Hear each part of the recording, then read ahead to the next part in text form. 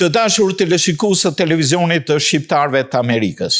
250 vjetori i shpalljes së Shteteve të Bashkuara të Amerikës është 250 vjetori i shpalljes së lirisë, i shpalljes së shtetit të parë, të Republikës së parë të bazuar me lirinë. Shqiptarët kanë qenë gjithmonë të lidhur me Amerikën, jo vetëm sepse kanë qenë emigrant në Amerikë, por dhe për faktor dhe ngjarje të ndryshme historike që shënuan edhe historinë e kombit tonë. Për të analizuar raportet midis Shqipërisë dhe Amerikës në këtë 250 vjetor edhe për diskutuar edhe për çështjet më të fundit, kam ftuar në studio 4 miq tanë. Po fillojmë me kandidatin e Partisë Demokrate për senator në shtetin e Michiganit, Renis Nushaj. Vazhdojmë me mikun e tij dhe tonin, aktivistin dhe një nga drejtuesit e shoqatës Jehona e Malësisë, Wilson Sinishtaj, një drejtues të fushatave zgjedhore, zyrtar zgjedhor, Arban Shalën, si dhe Ermald Muçën. Do të diskutojmë pikërisht për këto çështje. Pra, pse shqiptarët e duan kaq shumë Amerikën? Është një pyetje e përgjithshme që mund t'ia drejtosh edhe një fëmijë, po është e vështirë për ta kuptuar një italian apo një grek. Po, vetë fakti, unë vin nga një fshat i vogël afër Tuzit. Dhe emrin e kam Wilson.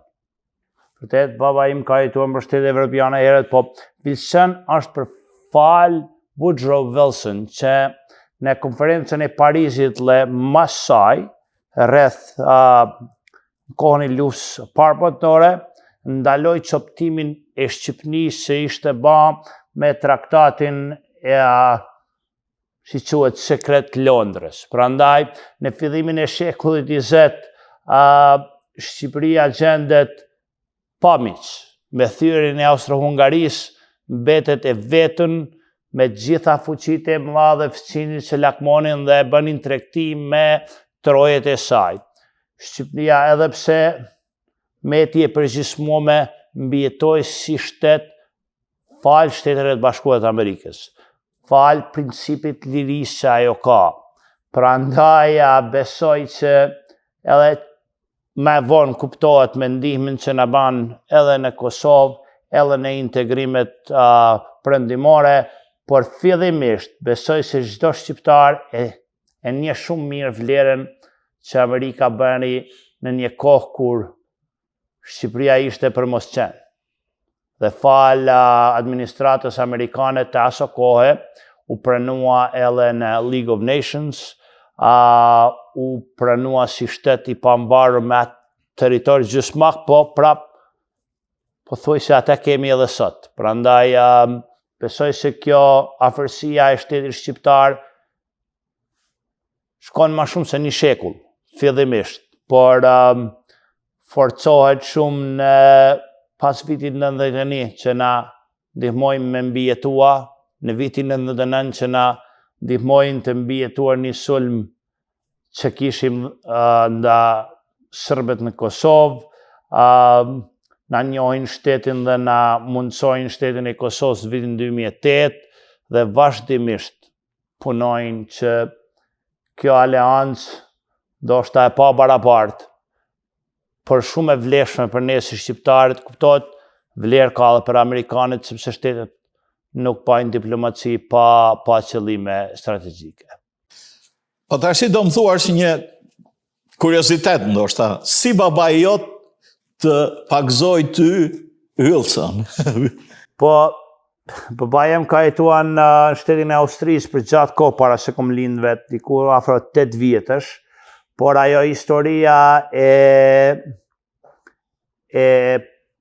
Woodrow Wilsonit që nuk lejoi Shqipërinë që të coptoi, nga aty e merr idenë që një falënderim, kuptohet në vitin 1980, ish Jugoslavia ishte shtet ku gjithçka censurohej, edhe emrat, ashtu që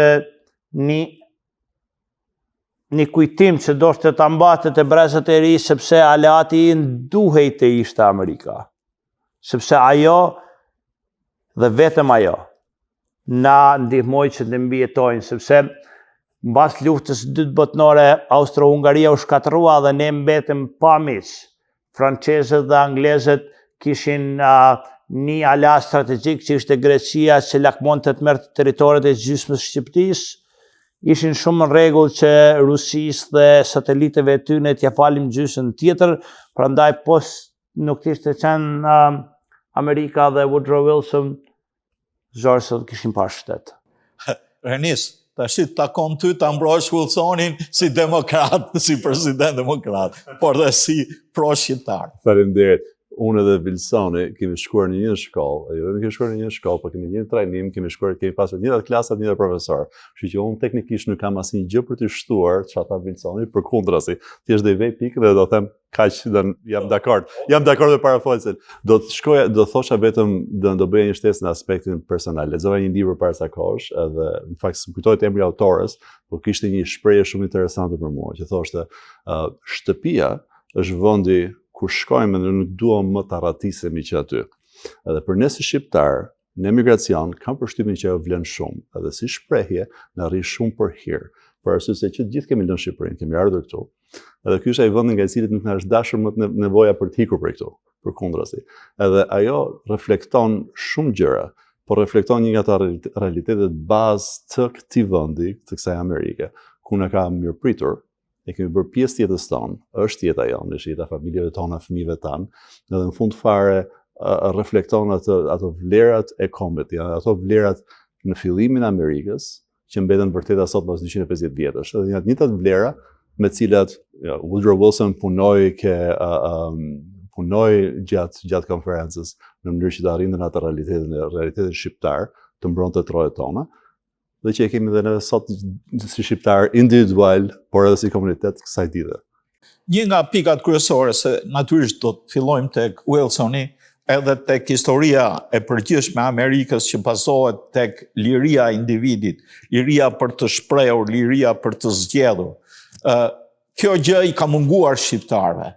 Edhe në periudhat e mëvonshme, gjatë periudhës së komunizmit, ju të dy keni qenë të vegjël në Shqipëri, por megjithatë, Shqipëria komuniste e quante Amerikën armikun më të madh.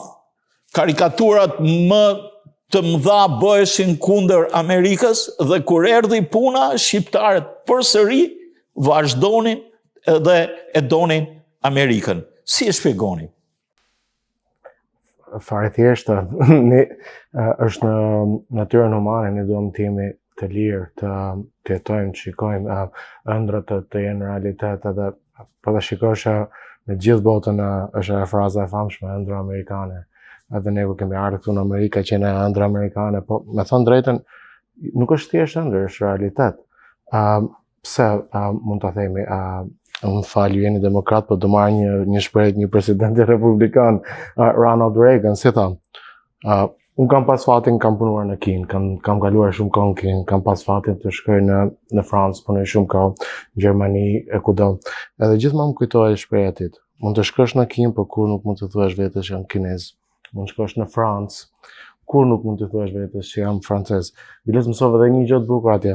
Në qoftë se ishe francez, ato prap kishin dhe një tjetër, ishe Parisian or not.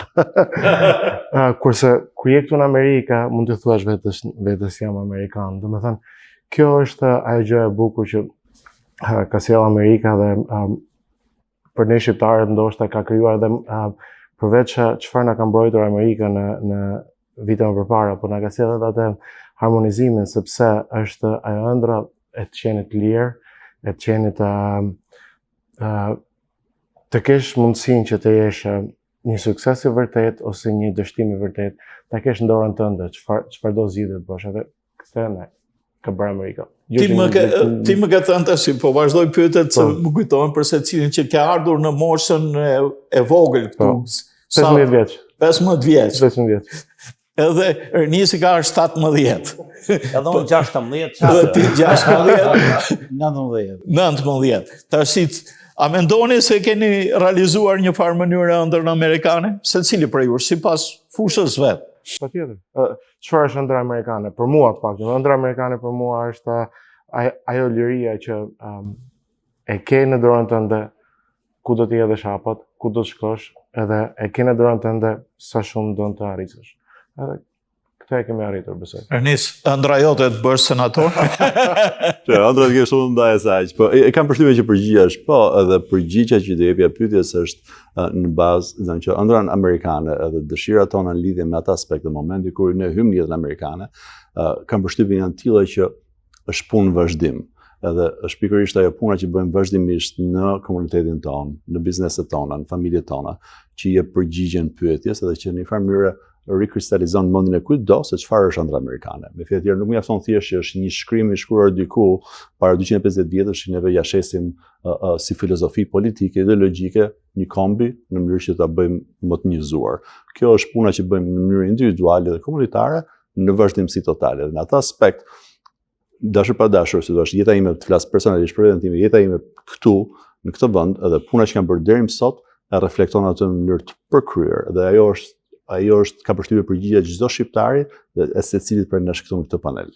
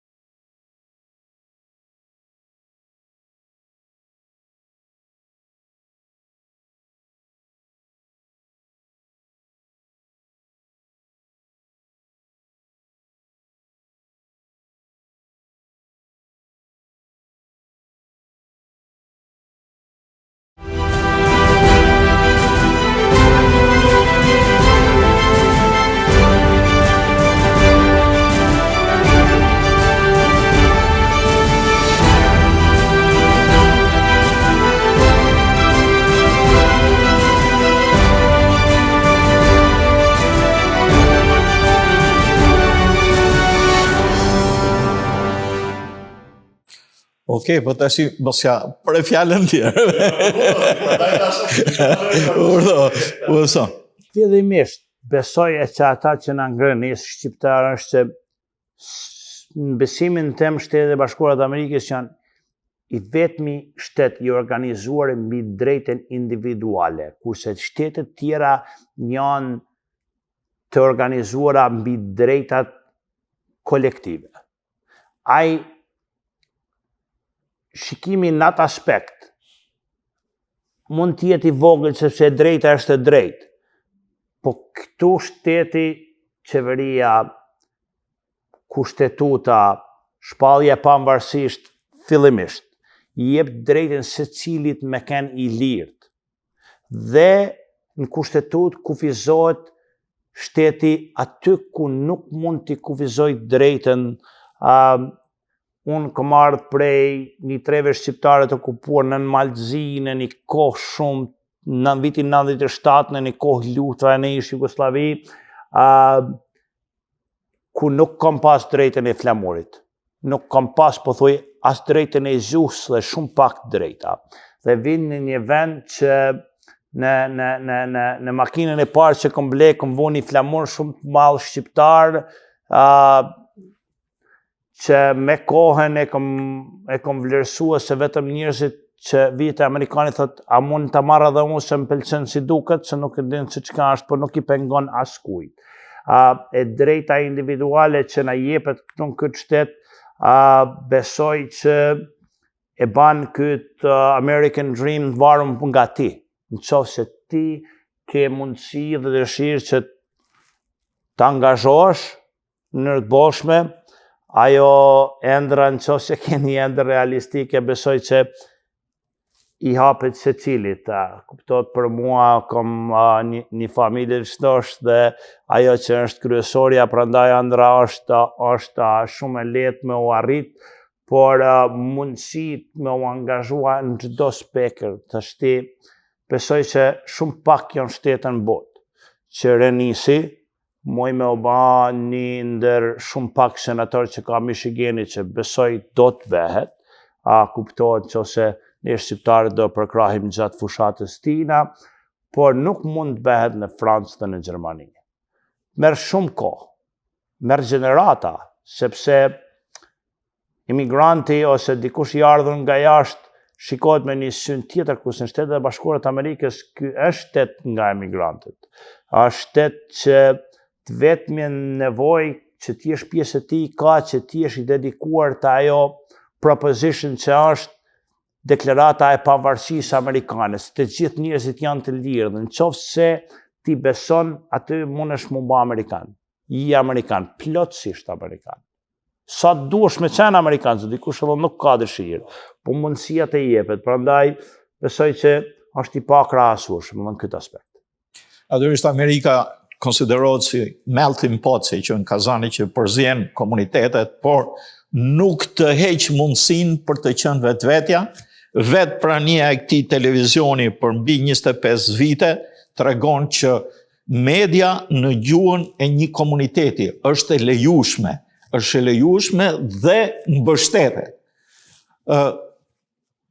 Po ëndra juaj amerikane, cilëve që...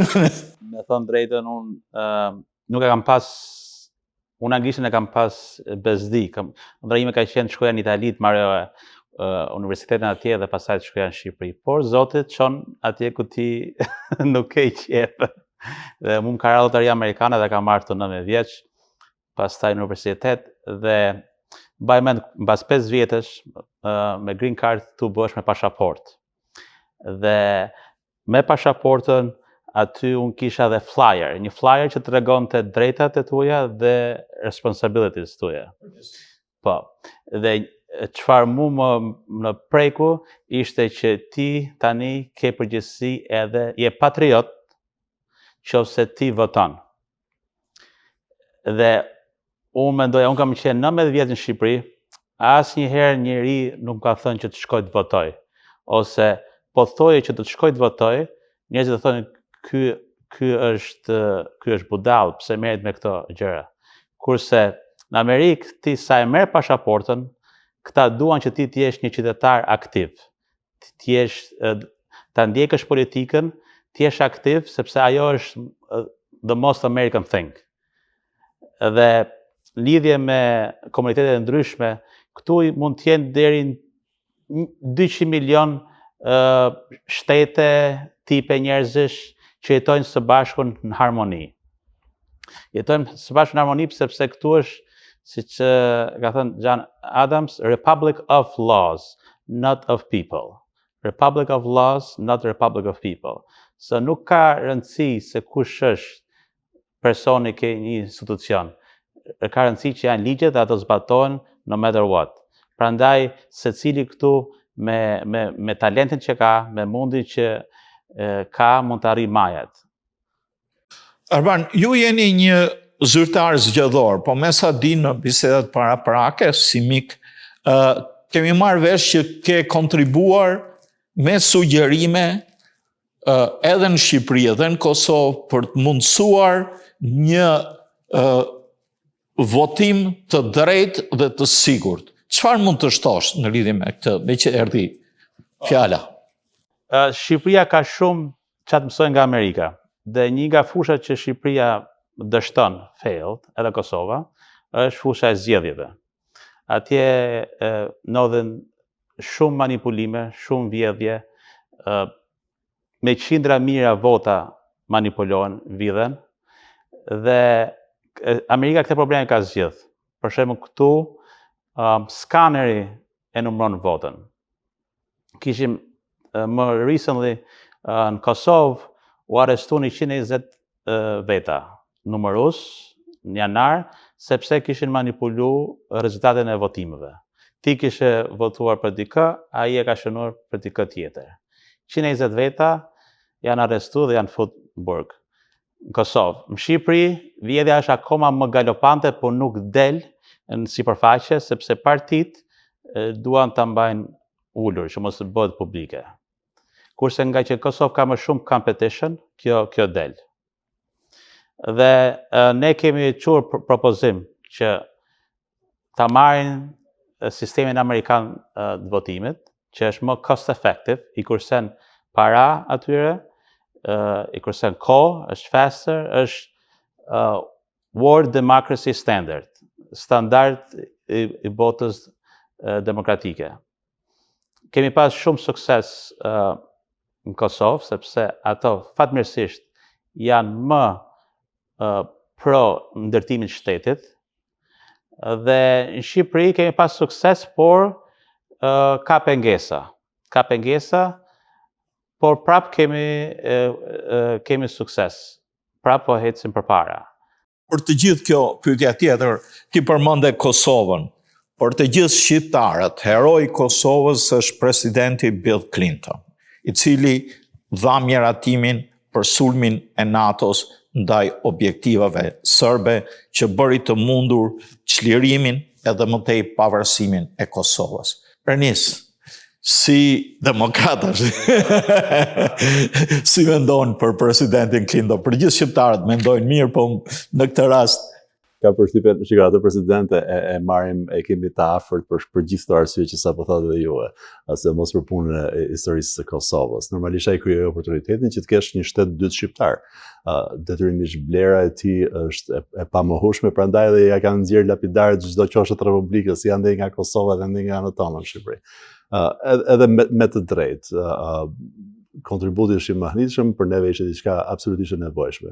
Po kam përshtypjen që unë do thosha që nuk është thjesht fakti se nuk ishte të qenit antar i Partisë Demokratike që e bëri Bill Clinton t'i hapte atë diapazonin që të shkonte dhe të bënte një luftë si lufta që u bë kundra Serbisë në Kosovë, përkundrazi.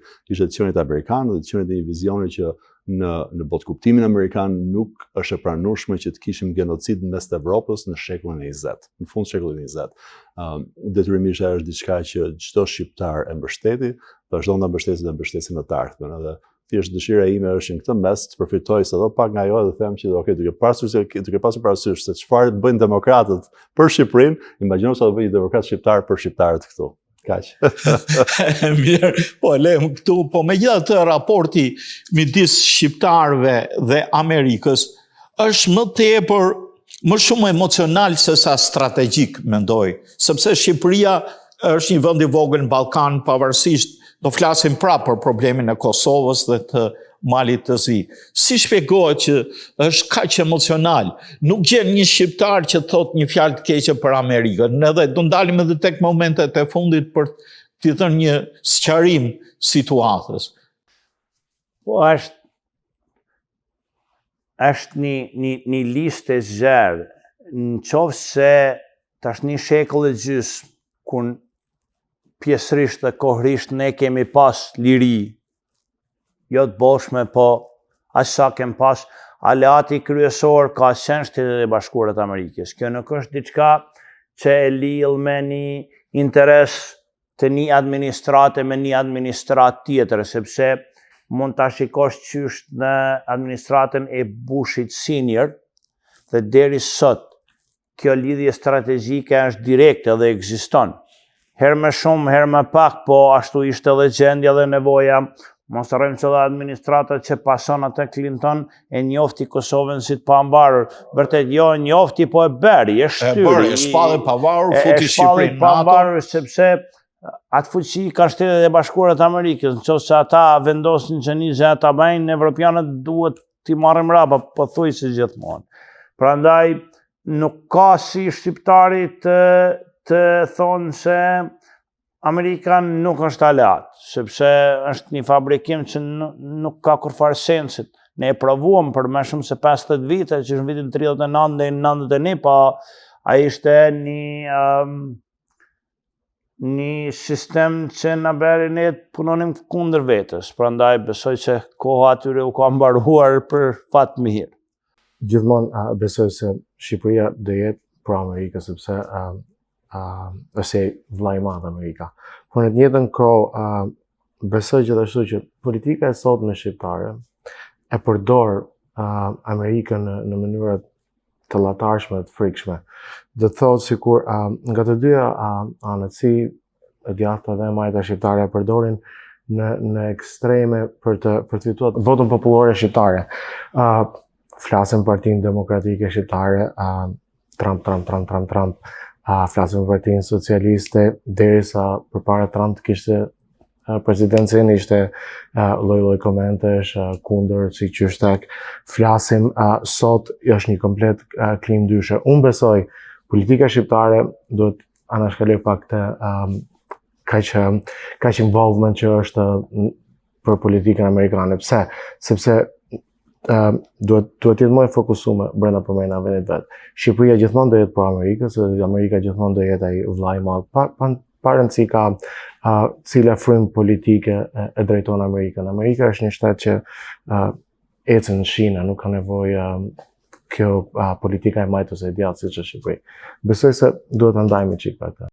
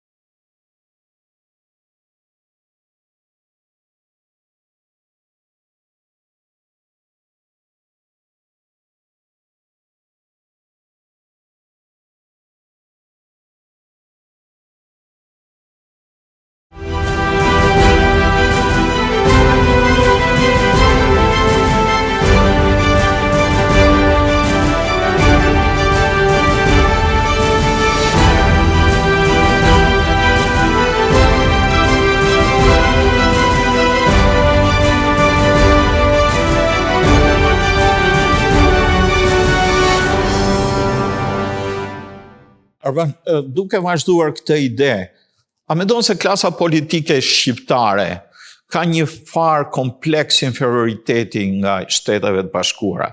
Presin që t'i thot ambasada amerikane, që do të bëj ambasadë, mari kur mund t'jetë më e hapur, më e sinqert, më e drejt për drejt?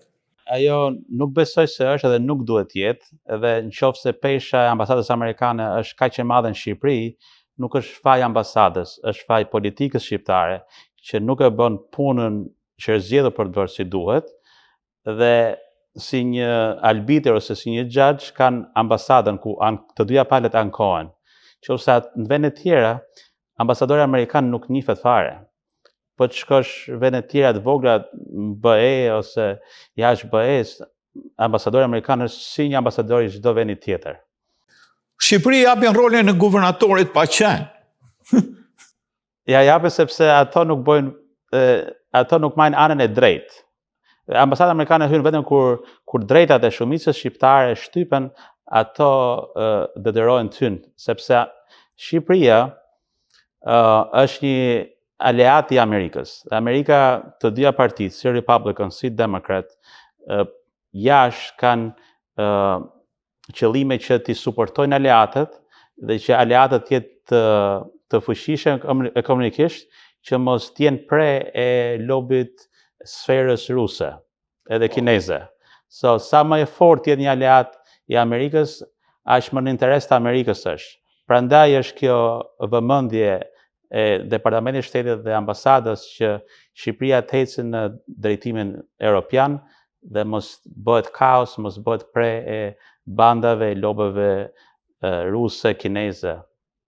A është futja e Shqipërisë në NATO merit e politikës shqiptare apo është më shumë merit e gjeopolitikës amerikane? Gjeopolitikës amerikane është lëvizje strategjike thjesht si problemi që kemi tani për tyrë në Evropa.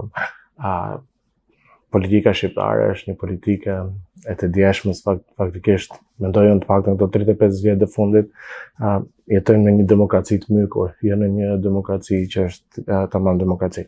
Ne jemi pjesë e NATO sepse po mos ishim pjesë e NATO-s, do ishim se puna asaj varet që do shkonte gjithmonë nga frynera. Do ishim pjesë e Traktatit të Varshavës prapë në duket.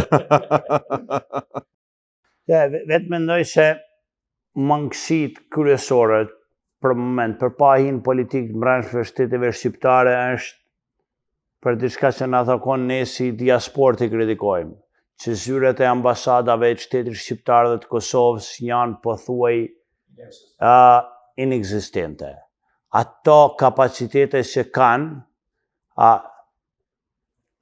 nuk janë as relevante.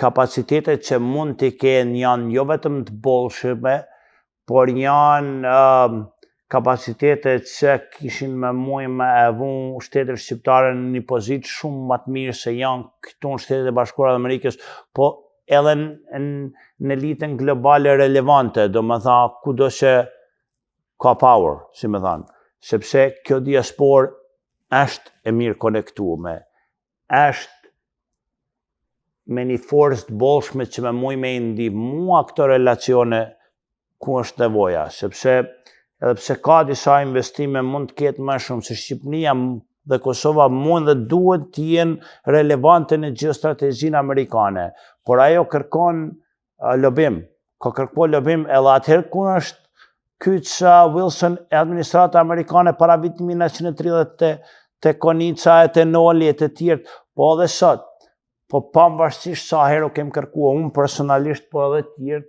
ambasadorëve, si ati të Kosovës, si ati të shtetit shqiptar, përgjigjja është gjithmonë po gjithsesi. Po asnjëherë nuk kam pa një veprim relevant ku ata angazhohen që të bashkojnë forcat e komuniteteve tyre që kanë këtu, si New York, në Michigan, në Illinois, në Texas, në vende ku ka shqiptar në një numër të madh, po dhe një forcë ekonomike dhe politike qëndrueshme, të mirë, që mundën më u kthye në shumë prosperitet për shtetet tona, por absolutisht nuk e kuptoj faktin pse refuzojnë të angazhohen. Nuk angazhohen, unë e kam bërë pyetjen një herë, një kohë ish ambasadorës shqiptare. A keni një politik direkte apo drejtim se si të mobilizoni lobin shqiptar që është këtu, është i ngritur, edhe gjatë luftës Kosovës ishte shumë aktiv. Ai bëri që edhe administrata amerikane dhe vetë Clinton të mbështeste çështjen shqiptare. Ne i dim përpjekjet e lobit, i kemi paraqitur ato, duket se kur lobi shqiptar i ka koneksionet, i ka lidhjet, por është beur disi. Sepse problemi kryesor është që u kam kërkuar shpakut për ambasadorit qytetit Kosovës që të na dërgojnë talking points, na kallëzojnë se çka kërkojnë. Nuk kemi na që bëjmë politikën e shtetit kosovar, por ne kërkojmë që ta kemi të qartë, se unë nuk mundi me lobua, unë vërtet ne kemi lobua për çështjen e shqiptarëve në Maltezi, sepse atë politikë dimi, keni koneksione, e dim se e kemi një platformë të vetme dhe e njohim platformën në kërkesave tona. Po, është shumë vështirë me njoft një platformë të kërkesave të shtetit shqiptar për momentin, sepse nuk e kam bërë ditur. Ambasadori nuk mund të merret pak me politikën elektorale, po nuk merret me diasporë sa i përket lobimit të shtetit amerikan, në dijeni time. Po ashtu edhe ambasadori i shtetit Kosovës që fatkeq pak e njohin në Washington. Ne duhet më thanë e kemi ambasadorin këtu dhe me na të thanë nuk e njohim. E kena njoft një ambasador tash 5 vjet, 10 vjet, po sot nuk e njohim. Nuk është okay. E di se kanë ngushtim në fonde dhe nuk po më faj ambasadorëve vetë, por qeverive që janë në 2 shtetet shqiptare që nuk i financojnë dhe nuk e shohin të rëndësishme që të zgjojnë influencën e tyre në Shtetet e Bashkuara të Amerikës, sepse studioj historinë ka qenë më shumë se relevante. Ka qenë ajo që na ka shpëtuar, na ka ngrit dhe ende mund të na ndihmojnë dhe të na ngrisin. Unë bëra disa studime kohët e fundit pikërisht mbi Wilsonin dhe ndikimin e federatës. Gjeta një letër të veçantë të Norit që se kishin, gjeta një dokument italian, që se kishin në dokumentet shqiptare ku i drejtohet drejt për drejt presidentit, drejt për drejt sekretarit të shtetit të kohës dhe me një gjuhë mjaft diplomatike, me një gjuhë të pranueshme edhe nga shtetet. Ishte një kohë kur në Ballkan ekzistonte edhe çështja e Adriatikut, kishte probleme të përcaktimit të ish Jugosllavisë, kërkesave që kishte Italia, por analiza që Noli bënte në atë letër ishte mjaft, do me thënë se, po nuk po ndalem këtu, por kam një pyetje për Enisin. Ka ju takuar në një përfaqësues i ambasadës shqiptare, thjesht për të përgëzuar? Ajo pyetja jote është shumë e rëndësishme, edhe ti e di përgjigjen vetë, s'ka nevojë të ta them. Patjetërisht përgjigjja është jo, dhe Wilsoni ka drejtë që është e nevojshme që të kemi shumë më shumë punë nga pala shqiptare. Sidomos duke pasur parasysh edhe thelbin e kësaj bisede që është përfitimet që kemi pasur ne si komunitet, si shtet, si komb, nga marrëdhëniet me Amerikën. Është mëse normale edhe diçka që do ta presim edhe është e mirëkuptueshme që të kemi angazhim total nga 2 shtetet shqiptare edhe nga gjithë trevat shqiptare me gjithë shtetin amerikan, me gjithë entitet shtetit amerikan. Edhe fakti që ne nuk kemi angazhim të tillë është me të vërtetë nuk bën sens, është krejtësisht e pakuptim.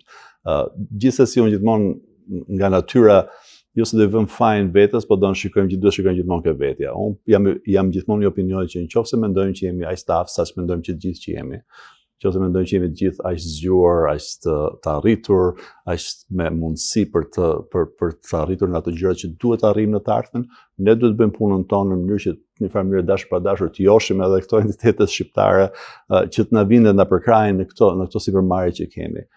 Dhe këto sipërmarrje që kemi nuk janë thjesht ato sipërmarrjet politike apo shoqatave tona, përkundër, po edhe bizneseve tona e gjithçka, sepse gjitha bashkë do kenë aftësi që të krijojnë ato lloj lobimi që është i nevojshëm në mënyrë që të jemi suksesshëm në të ardhmen.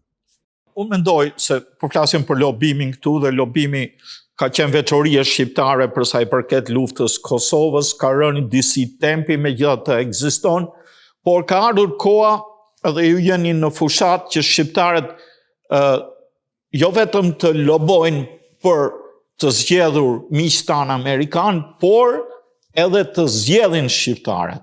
Dhe ky është momenti që po shohim tash në disa kandidat këtu në Michigan, ndërta edhe ju.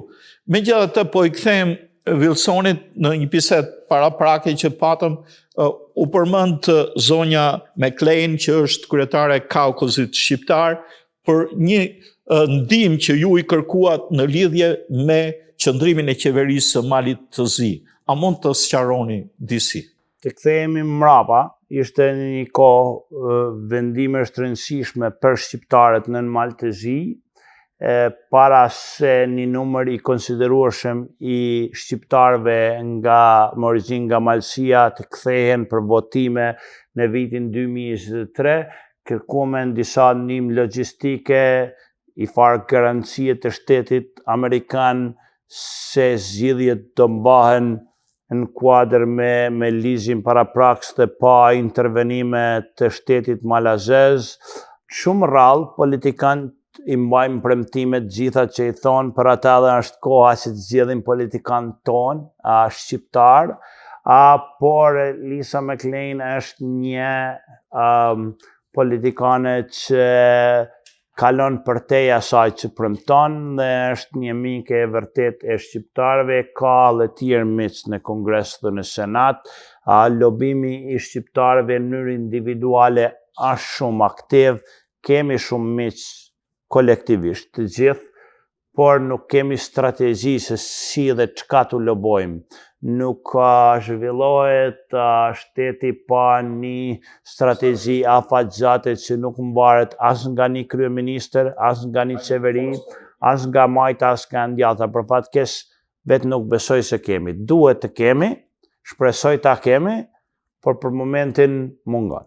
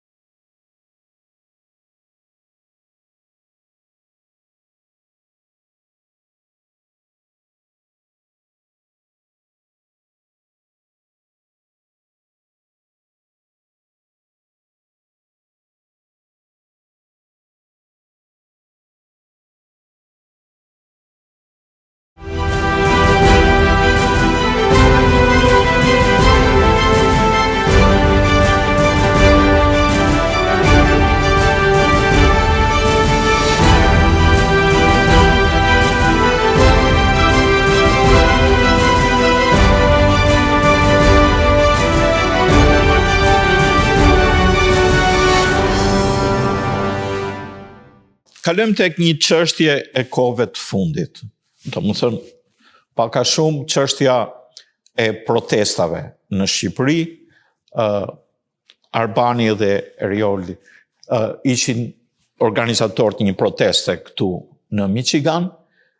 A janë këto protesta kundër Amerikës, kundër presidentit Trump, apo janë protesta që nuk, pavarësisht se media europiane e kraut majt i trajton si anti-Trump, po janë më tepër me qeverinë shqiptare me mënyrën si trajton problemet tilla si prona apo gjërat e tjera, sepse mund të krijohet impresioni sikur shqiptarët tashmë janë më pro-amerikan, gjë që s'është e vërtet, po dua impresionin tuaj. Urdhë. Absolutisht jo. Shqiptarët janë ngritur në protesta në Tiranë dhe gjithë diasporën, edhe këtu në Michigan, kundra klasës vjetër politike, kundra padrejtësive të akumuluara për 36 vjetë. Thjesht investitori qëllon, një nga investitorët qëllon që tjetë antari familjes Trump, dhe ky fakt po përdoret, keq përdoret nga the left-wing media, nga media e kraut majt, për të sulmuar familjen Trump, për pikë politike, for political points. So, media e majt po bën, si thuash, një disinformim, ose një punch under the belt, si thënë këtu, një grush nën mes, duke e keq reflektuar atë protestë. Shqiptarët që dalin me mira dhe mbushin sheshin Tiranës dhe kudo, nuk janë duke vërtit kundra Trumpit. Absolutisht, atë janë pro-Trumpit, ne jemi pro-investments, ne duam që të kemi biznes amerikanë të shkojnë të investojnë, aq më mirë dhe familja Trump të investojë, sepse është brand internacional. Familja Trump mund të blej ishull kudo në botë, mund të blej ishull kudo në Mesdhe or somewhere else. So nuk është keq për që të blej një ishull atje. Thjesht politika atje kërkon ta juzi këtë për mbrojtje ndaj problemeve ligjore që mund të kenë më vonë, por protestat në Shqipëri dhe e tani po bëhet shumë kujdes që në raundin e dytë protestave kudo në diasporë të sigurohen që mos ketë thirrje ose ndonjë që mund thrasë, që mund futet dikush aty dhe mund thrasë ose të keq përdoret. Kjo protestë është protestë qytetare, jo partijake, jo politike, kundra klasës vjetër. Duhet një klasë e re në Shqipëri dhe as pak kundra familjes Trump. Eri? Protestës thjesht fare brenda Shqipërisë. Njerëzit i ka hyrë në mlefi aq shumë sa që mjaft ka arrit deri aty ku s'mba më kupa, si e thënë. Aty thjesht njerëzit kërkojnë, nuk duam të shikojmë as Edi Ramën, as Ali Berishën. Edi Rama, Sali Berisha, ato nuk e kanë me individin, e kanë me frymën berishane, frymën rejlindëse. Njerëzit i ka ardhur deri aty ku s'mban më, jetojnë 42% e popullsisë janë gati mjerim, që është shmenduri, nuk jemi vend i varfër, jemi vend i vjetër. Nuk ka të bëj fare asgjë jashtë Shqipërisë. Kjo lëvizje ka të bëj edhe do të jetë fokusuar vetëm brenda Shqipërisë, edhe fokusi ky është i vërtet. Njerëzit janë të lodhur, janë të mërzitur, duan një frymë të re, duan zgjedhje të reja, duan të ecin përpara. Nuk ka të bëj besoj fare se kush është mund të ishte kudo. Tashi Trumpi makes news sepse është individi i atill që gjithmonë do make news. Përse anën politike mund të përdoret në çdo skaj ndryshe. Lëvizja në Shqipëri dhe protesta në Shqipëri dhe neve të gjithë këtu duhet të jemi të fokusuar që kjo është kundër një sistemi të kalbur që i ka vjedhur njerëzit edhe pikë. Një kënd vështrim ndoshta ndryshe, se që të sqaroj fillimisht, unë edhe kur ka qenë Shqipëria komuniste, nga katuni fshati jem, ka muj pak nga kodra mu pa Shqipënia ashtu si është më është duk me bukur i vetë në botë. Prandaj duhet të sqaroj se protesta po, klasa politike po, duhet të përmirësohet. Nuk ka dyshim se nuk besoj se ka mbet shumë shqiptarë që mendojnë se klasa politike në Shqipëri është ajo që duhet të jetë. Por realisht koha nuk ishte e përshtatshme. As vendi i fillimit të këtij proteste nuk ishte i përshtatshëm, sepse nuk ka shumë të bëjë me kush investon. Ka të bëjë që Shqipëria duhet të tregohet e qëndrueshme për pranimin e investimeve të huaja. A ka probleme me tokën? Besoj se nuk ka kush që thot nuk ka. Ka probleme të mëdha edhe me korrupsionin politik, ka sa nuk ban më pas. Por koha nuk ishte e përshtatshme. Më pëlqen protesta që bëhet në Tiranë, sepse ka qenë qetë, ka qenë masovike, ka qenë e pastër për shumicën e kohëve. Edhe ajo duhet të paraqes një farë rezultatit. Por duhem të jem qartë derisa të kemi pak rezultat. Diçka që tregon një plan politik për ndrimin, sepse ne shqiptarët në përgjithësi jemi shumë të mirë me thënë kjo s'na pëlqen, edhe kjo s'na pëlqen, edhe kjo s'na pëlqen. Po ne nga një bërthamë re duhet të dalë diçka që mund të prezantohet para votuesit, sepse nëse qeveria shpërbehet nesër, kemi 45 ditë me dalin zgjedhje të reja. Kush tash ti Berisha dhe Rama do zgjedhen prap? Prandaj unë shpresoj që protestat do të jenë të qeta, do të jenë më shumë si diskutime që të krijojnë një forcë të re që i duhet Shqipërisë. Një forcë e pastër, por nuk besoj që duhet që Shqipëria asë një vend të paraqitet që një vend që nuk pranon investimet huaja, që ka rezervime për investimet shumë të mëdha, sepse kemi shumë nevojë për to.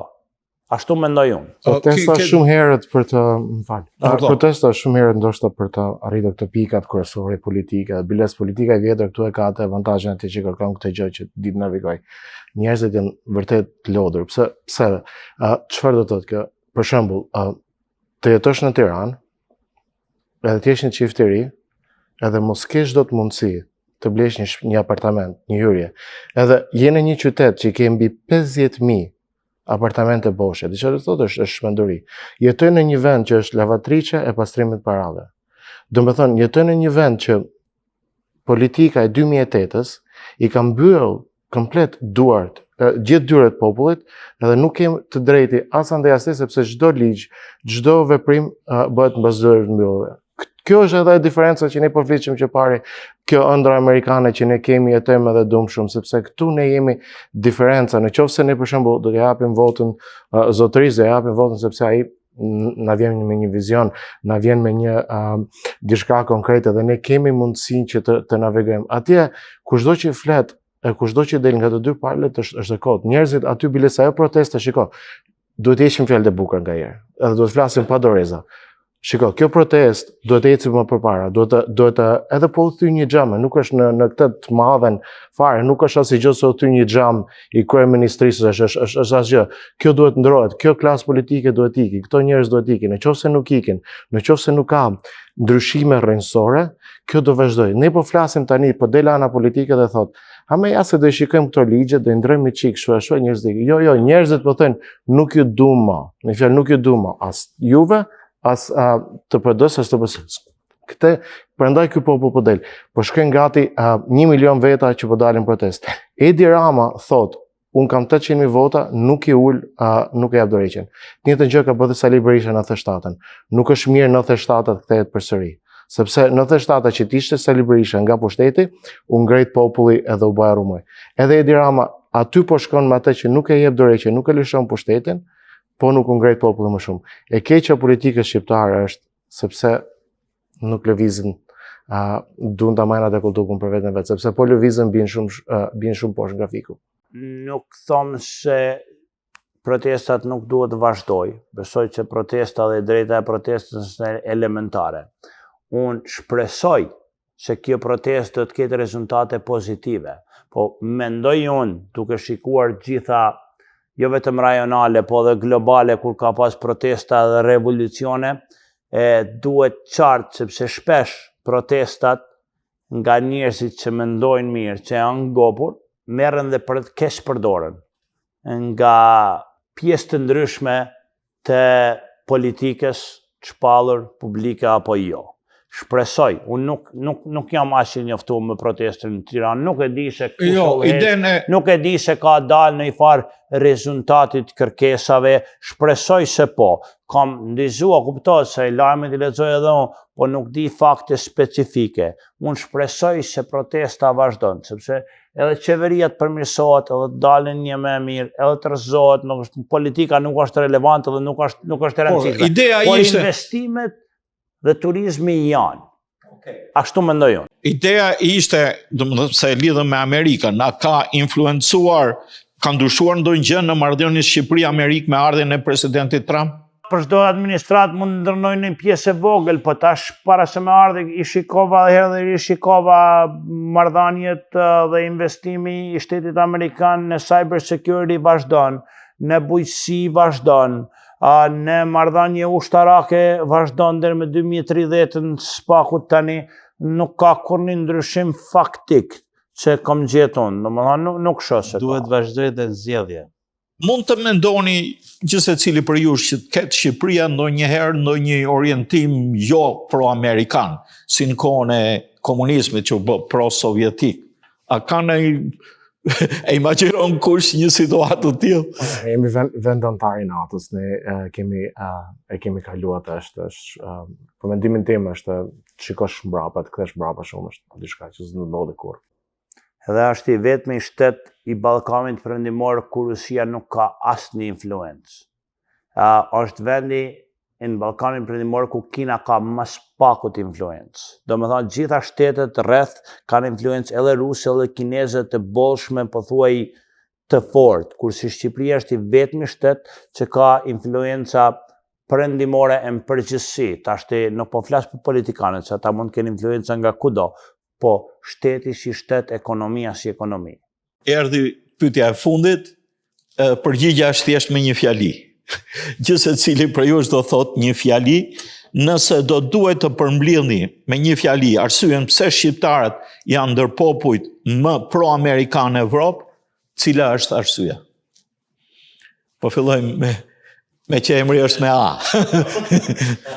Sepse Amerika e ka shpëtuar popullin shqiptar. Po mos kishte qenë Amerika, ne do ishim shujt, ne do ishim bë copash ndërmjet armiqve që kemi rreth rrotull. Por këtë, si thuaç, amerikanët kanë një shprehje, I give you the guns but you do the fight. Unë do t'jap armët për ti bëje luftën. Edhe ne kemi mundësinë që të sjellim pak Amerikë në Shqipëri, që të bëjmë luftën për vendin tonë, plus kemi mundësi edhe që të bashkohemi, të ndihmojmë që shqiptarët të jenë sa më suksesshëm në çdo lloj fushë, si në politikë, si në biznes, dhe të ndihmojmë kandidatë si Renisi në çdo lloj shteti ku kandidojnë. Sa më shumë shqiptarë sukses, aq më mirë është për gjithë shqiptarët tani dhe për brezat tonë. Edhe pavarësisht nga diferencat politike që kemi vetë. Për vota për kandidatët shqiptarë, Wilson? Po, Shtetet e Bashkuara të Amerikës nuk janë vetëm aleati ynë më i vëshëm, shpina joni fort që shpesh na ka dalë në mbrojtje kur kemi pas më shumë nevojë, është edhe ideali i shqiptarëve për liri. Besoj që shteti amerikan i mishron gjitha ato dëshirat që ne i kemi në shtetin tonë, lirit që i kemi në xhene, sepse kemi luftuar për to gjatë gjithë historisë. Prandaj kemi një idol të një shteti të ri që u ngrit në themelet të lirisë individuale dhe lirisë pothuaj plot. Prandaj besoj që shkurt Amerika është idol dhe aleati më i vëshëm i gjithë shqiptarëve kudo që janë. Jam i opinionit që si kom duke qenë se shqiptarë jemi shumë ndryshe nga gjithë fqinjët tanë, duke pasur parasysh historinë që kemi pasur, ku i kemi provuar dashur pa dashur, eksperiencat me çdo fqinjë edhe me çdo fuqi tjetër edhe për qark mbar Evropën, e duke kaluar deri nga Azia. Edhe tani ke parasysh për te atyre lloj kufive, është më se natyrale, më se normale që të vazhdojmë të jemi të predispozuar si kom drejt Amerikës si aleat. Për sa kohë kemi këtë këtë bashkëpunim frutplot edhe këtë situatë analize politike parimore që na bashkon në mënyrë pothuajse perfekte. Po bëj një pyetje tjetër vijuese për këtë. Me që je në fushat zgjedhore, si i thua zgjedhësve amerikan, cilët janë raportet e Shqipërisë me Amerikën. Do t'ja shpjegosh atij që ti troket ta jap në nivelin më bazë mundshëm, sepse njëherë kjo pyetje më vjen në mënyrë më të thjeshtë zakonisht nga si thua shqiptarët tanë që kanë edhe për qark. Edhe vjen në mënyrë kështu që okay, çfarë mendon amerikanët, për shembull, kur shohin që është shqiptar ose shikojnë dallojnë emrin që mezi e thon mbi emrin atë diçka e tillë. E them gjithmonë përgjigje që shikoj, ajo është më shumë problem perceptimi që kemi ne si shqiptar se sa çka kanë amerikanët. Jo më larg se dia u takova me kam një mikun tim që e kam njohur gjatë fushatës, që jeton në zonën ku jam duke kandidatuar unë. Edhe në moment saktuar po flisim, po më pyese kështu dhe mbasi far kohë ran të që shikoj unë me sa duket dhe nuk e di çfarë pyetje u bë që i dash një përgjigje që e las kuptonte atë që unë fakt nuk kam lindur në Amerikë. Edhe tha, ku ke lindur? Në Shqipëri tash më kështu tha. Tha. Tani e mora vesh pse dua kaq shumë. A nuk më dha shpjegim, po thjesht fakti që ishe shqiptar që diçka pozitive. Edhe në një farë mënyrë ky është efekti që ka ky komuniteti jon brenda komunitetit gjerë amerikanë dhe për qark nesh. Edhe mbasi ne jemi me fat sepse jemi në zonën metropolitane të Detroit, kemi shumë shqiptar, po ky është kontributi që kemi, detyrimisht kjo është edhe botkuptimi që kanë amerikanët për neve. Detyrimisht, duke nëse kjo është zanafil, si thua, të këtë vend, është diçka temase pozitive, ne duhet të punojmë që në atë pozitivitet ta çojmë në vazhdimsi. Edhe roli jon si shqiptar brenda këtij komuniteti, si shqiptar amerikan, është të vazhdojmë përpara me atë botkuptim. Edhe Eri? Ne jemi shumë të vegjël edhe ne duhet të ndjekim Amerikën. Amerika ka 100 vitet e fundit paktën gjithmonë ka qenë aty për Shqipërinë dhe për ne është se vllai i madh edhe kaq. Natyrisht ne bashkohemi me gjithë thënjet tuaja. Ju faleminderit për praninë tuaj në studio, për mendimet e vyera nga këndvështrime të ndryshme, për përvojat që nga përvoja e vetë emrit, si që është rasti Ulsonit, përvoja si fushata zgjedhore e Renisit dhe përvojat tuaja. Ju faleminderit për kohën që shpenzuat me ne dhe për opinionet tuaja që i vlejnë të gjithë shqiptarëve, të gjithë shqiptaro-amerikanëve, sepse raporti shqiptarëve me Amerikën është një raport i veçantë, një raport që nuk do thyet edhe shuhet kur në çdo kohë, pasi përvojat janë krijuar me vite, me shekuj, shqiptarët e kanë gjetur tek Amerika vëllain e madh dhe besoj kështu do të jetë gjithmonë. Miru takofshim në emisionet të tjera.